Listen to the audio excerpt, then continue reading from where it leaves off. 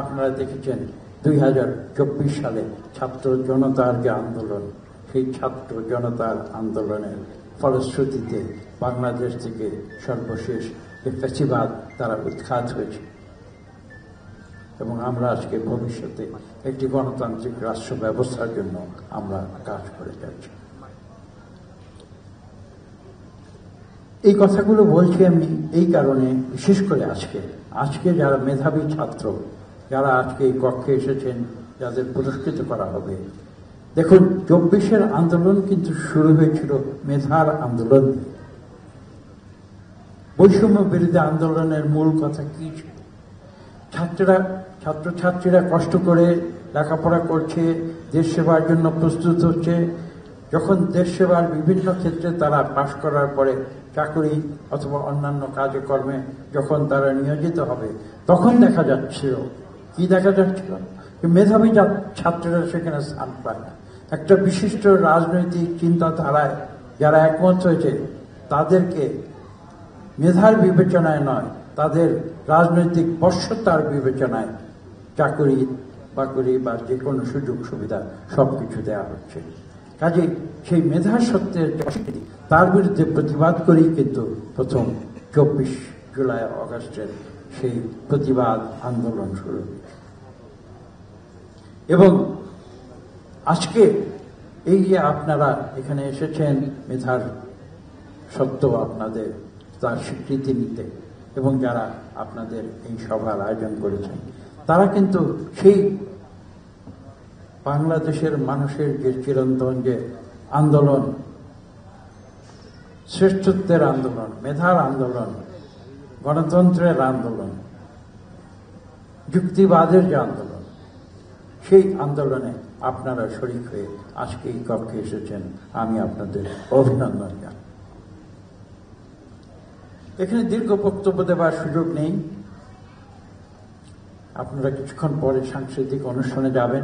একজন বক্তা আজকে যিনি বক্তব্য দিয়েছেন, উদ্বোধনী বক্তব্য, তিনি উল্লেখ করেছেন যে ছাত্রছাত্রীদের যে বিভিন্ন কর্মকাণ্ড, সেই কর্মকাণ্ড ধীরে ধীরে সংকুচিত হয়ে এসেছে।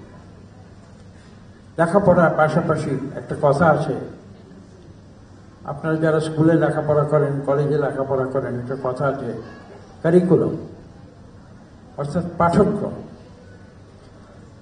দেখুন, তার পাশাপাশি আরো একটি শব্দ কিন্তু প্রচলিত আছে, তার নাম হচ্ছে এক্সট্রা কারিকুলার অ্যাক্টিভিটিস। লেখাপড়ার পাশাপাশি খেলাধুলো, সাংস্কৃতিক কার্যক্রম, এই সব কিছু কিন্তু একই সঙ্গে চলে। একজন মানুষকে একজন পরিপূর্ণ নাগরিক হিসেবে গড়ে ওঠার জন্য বিভিন্ন দৃষ্টিভঙ্গি থেকে তাকে শিক্ষিত করে তুলতে হয়। কাজে একজন সুনাগরিক হিসেবে আপনারা যাতে গড়ে উঠতে পারেন, সেই উদ্দেশ্যে আমি আশা করব, প্রত্যাশা করব যে আগামীতে যে জনগণের ভোটে যে সরকার নির্বাচিত হবেন, তারা বাংলাদেশের শিক্ষা ব্যবস্থাকে আবার সুন্দরভাবে নতুন করে তারা ঢেলে সাজাবেন, যেখানে একদিকে মেধার লালন হবে, অন্যদিকে মেধার পাশাপাশি বিভিন্ন এক্সট্রা কারিকুলার অ্যাক্টিভিটিসের মাধ্যমে এই দেশে সুনাগরিক হয়ে এই দেশের নতুন প্রজন্ম গড়ে উঠবে, যাতে করে তারা এই দেশের ভবিষ্যৎ পরিচালনার দায়িত্ব সঠিকভাবে গ্রহণ করতে পারে। এ প্রসঙ্গে একটি কথা বলা প্রয়োজন যে আমরা 2024-এর যে ছাত্র জনতার যে অভ্যুত্থান দেখেছি, তাদের যে আন্দোলন দেখেছি, তাদের যে আত্মত্যাগ দেখেছি, প্রায় 1,500-এর উপরে ছাত্ররা রক্ত দিয়ে, জীবন দিয়ে এই দেশকে নতুন করে সৃষ্টি করেছে, যাতে করে আমরা এই দেশে সুনাগরিক হিসাবে বেঁচে থাকতে পারি। কাজে তাদের কথা যদি আমরা ভুলে যাই বা তাদের কথা যদি আমরা স্মরণ না করি, তাহলে কিন্তু আমরা আজকে যে স্বাধীন বাংলাদেশের যে আমরা প্রত্যাশা করছি, আমরা যে একটা নতুন নির্বাচনের যে প্রত্যাশা করছি, আমরা যে গণতন্ত্রের প্রত্যাশা করছি, আমরা যে ভোটের অধিকারের প্রত্যাশা করছি, পাশাপাশি আমরা যে দেশের দরিদ্র মানুষের অর্থনৈতিক মুক্তির যে প্রত্যাশা করছি, সেই প্রত্যাশা কিন্তু পূরণ হবে না। এখানে সত্য ভাষায় বলা প্রয়োজন, ছাত্ররা কিন্তু তাদের তাদের যে তপস্যা, বাংলায় বলি, একটি সংস্কৃত কথা আছে, আমি বাংলা করে বলছি, ছাত্রদের যে তপস্যা সেটা হচ্ছে লেখাপড়া করা, অধ্যয়ন। অধ্যয়ন হচ্ছে ছাত্রদের তপস্যা। কাজে যারা ছাত্র পর্যায়ে রয়েছে তারাই যে গিয়ে এখন সরকার পরিচালনা করবে, এটা কোনো যুক্তির কথা হতে পারে না। ছাত্রদের আগে নিজেদের প্রস্তুত করতে হবে, ছাত্রদের প্রস্তুত হতে হবে।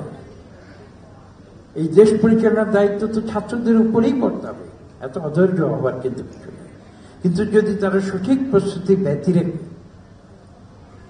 তারা তাদের নিজের দায়িত্ব পালন না করে তারা সরাসরি দেশ পরিচালনার দায়িত্বে চলে যায়, আমি একটু কঠিন কথা বলছি, হয়তো আজকের হয়তো হয়তো 2024-এর যে ছাত্র আন্দোলনের যারা নেতৃবৃন্দ ছিলেন তারা এই কথাটি পছন্দ করতে পারেন, নাও করতে পারেন, কিন্তু তাতে আমার কিছু আসে যায় না। আমি শিক্ষক হিসাবে যেটা সঠিক মনে করি আমি কিন্তু সে কথাই বলি। কাজে তাদেরকে প্রস্তুত হতে হবে। আশঙ্কার কোনো কারণ নেই। এই দেশের পরিচালনার ভার তো আজকের যারা ছাত্র তারাই তো আগামী দিনের দেশের পরিচালক, কর্তা বিধাতা। কিন্তু সেই কাজের জন্য আজকে যদি তারা ক্লাসরুমের বাইরে চলে যান, যদি তাদের প্রস্তুতি সম্পন্ন না হয়ে থাকে, তাহলে পরবর্তীতে তাদের যে দায়িত্ব এই দেশকে পরিচালনা, সেই দায়িত্ব তো তারা সঠিকভাবে পালন করতে পারবেন না। আমি একটি উদাহরণ দিয়ে বলছি, আজকের বিশ্বের দিকে তাকিয়ে দেখুন, বিশ্বের সবচেয়ে শক্তিশালী দেশ কোনটি? আজকের বিশ্বের সবচেয়ে শক্তিশালী দেশ আমরা কোনটাকে বলি? আমেরিকার যুক্তরাষ্ট্র, সেটাকেই তো আজকের বিশ্বের সবচেয়ে। সেই দেশটি কিসের কারণে শক্তিশালী বলি? তাদের সামরিক শক্তির কারণে বলি, বা তাদের অর্থনৈতিক শক্তির কারণে বলি? তাই তো নাকি? কি কারণে বলি? কিন্তু আমি কিন্তু সেটা মনে করি না। আমি কথাটি ব্যাখ্যা করে বলছি। আজকের আমেরিকার যুক্তরাষ্ট্র তাদের যুদ্ধাস্ত্র, তাদের অর্থনৈতিক শক্তি, ব্যবসা বাণিজ্য, আজকে দেখেছেন ট্যারিফ কিভাবে তারা বাইরের বিশ্বের উপরে চাপিয়ে দিচ্ছে। কাজে তাদের যে অর্থনৈতিক শক্তি, সেই অর্থনৈতিক শক্তির কারণে তারা যেভাবে বহির্বিশ্বে তারা শ্রেষ্ঠত্ব অর্জন করেছে। কিন্তু আসল কথা কিন্তু সেখানে নয়। আমি আপনাদের একটি ছোট্ট একটি স্ট্যাটিস্টিক্স দেব। দেখুন, সারা বিশ্বে যদি আমরা 100টি শ্রেষ্ঠ বিশ্ববিদ্যালয়ের নামের তালিকা দেখি, লক্ষ্য করি, তাহলে আপনারা অবাক বিষয়ে দেখবেন সেই 100টি বিশ্বের শ্রেষ্ঠ বিশ্ববিদ্যালয়ের ভেতরে সম্ভবত প্রায় 70 থেকে 75টি বিশ্ববিদ্যালয় আমেরিকার যুক্তরাষ্ট্রের ভেতরে রয়েছে। এই কথার অর্থ, আমেরিকার যুক্তরাষ্ট্রে তারা সঠিকভাবে লেখাপড়া করে শ্রেষ্ঠত্ব অর্জন করেছে। সেই কারণেই কিন্তু আজকে তাদের যে অর্থনৈতিক শ্রেষ্ঠত্ব সেটা এসেছে, তাদের যে সামরিক শক্তির শ্রেষ্ঠত্ব সেটা এসেছে, এবং সারা বিশ্বে তারা শ্রেষ্ঠত্ব অর্জন করেছে। কাজেই তাদের শ্রেষ্ঠত্ব অর্জনের মূলে কিন্তু বিশ্বের 1 নম্বর অর্থনৈতিক শক্তি সেটা কিন্তু আমি মনে করি না, বিশ্বের 1 নম্বর সামরিক শক্তি সেটা কিন্তু আমি মনে করি না। তারা বিশ্বের মধ্যে 1 নম্বর এই কারণে হয়েছে যে তারা মেধার দিক থেকে, লেখাপড়ার দিক থেকে তারা বিশ্বের 1 নম্বর শক্তি। আমাদের ছাত্রছাত্রীদের, আমাদের দেশের ছাত্রছাত্রীদের কিন্তু সেই কথাটি মনে রাখতে হবে। এবং আমি আজকে অত্যন্ত দৃঢ়তার সঙ্গে একটি কথা বলতে চাই, আমাদের দেশের ছাত্ররা, আমি দেখেছি, নিজে দেখেছি, এখান থেকে লেখাপড়া করে অনেকেই তারা পশ্চিমা বিশ্বে তারা উচ্চশিক্ষার জন্য যায়, এবং তাদের মধ্যে 70 থেকে 80% ছাত্র তারা যখন আমেরিকার যুক্তরাষ্ট্রে যায়, তারা কিন্তু সেখানে কম্পিটিশনে আমেরিকার যুক্তরাষ্ট্র, ইউরোপের ছাত্রছাত্রী, আমেরিকার ছাত্রছাত্রী, বিলেতের ছাত্রছাত্রীকে তারা মেধার দিক থেকে তারা কম্পিটিশনে পরাজিত করতে সক্ষম।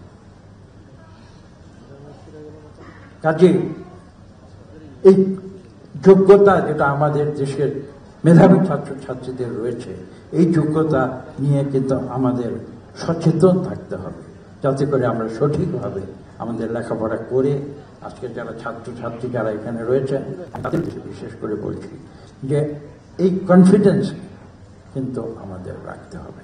আমরা ছোট্ট দেশ হতে পারি, আমরা কিন্তু জনসংখ্যার দিক থেকে ছোট্ট নই, আমি যেটা বলেছি, এবং যেটাকে বলা হয় যে পপুলেশন ডিভিডেন্ড, অর্থাৎ জনসংখ্যা বড় হওয়া যেমন আগে মনে করা হতো যে একদিকে এটা একটা নেগেটিভ দিক, আজকে কিন্তু ঠিক সেভাবে সবসময় মনে করা হয় না। এবং আমাদের যে মেধাবী ছাত্ররা যারা রয়েছেন, আমাদের দেশের ছেলেমেয়েরা, আমার যেটা অভিজ্ঞতা শিক্ষক হিসেবে আমার যেটা অভিজ্ঞতা, আমাদের ছেলেমেয়েরা যদি যখন সঠিকভাবে লেখাপড়া করে তখন তাদেরকে মেধাবী ছাত্র আমি আর খুঁজে পাই না।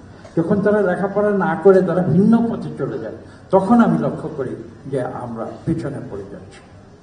কাজে আমি আজকের ছাত্রছাত্রীদের কাছে এই ছোট্ট বিষয় আমরা আছি, আজকে মিডিয়া এখানে রয়েছে, আমরা তাদের মাধ্যমে আমি আবেদন করব সারা বাংলাদেশের ছাত্রছাত্রীদের প্রতি, আমাদের ছাত্রছাত্রীদের যে মেধা রয়েছে সেই মেধা যেন আমরা সঠিকভাবে প্রয়োগ করি, আমরা পরিশ্রমের মাধ্যমে আমাদের লেখাপড়া যাতে সঠিকভাবে সম্পন্ন করি, এবং একমাত্র এই প্রক্রিয়া আমরা বিশ্বের বুকে একটা সম্মানজনক জাতি হিসেবে গড়ে তুলতে পারবো।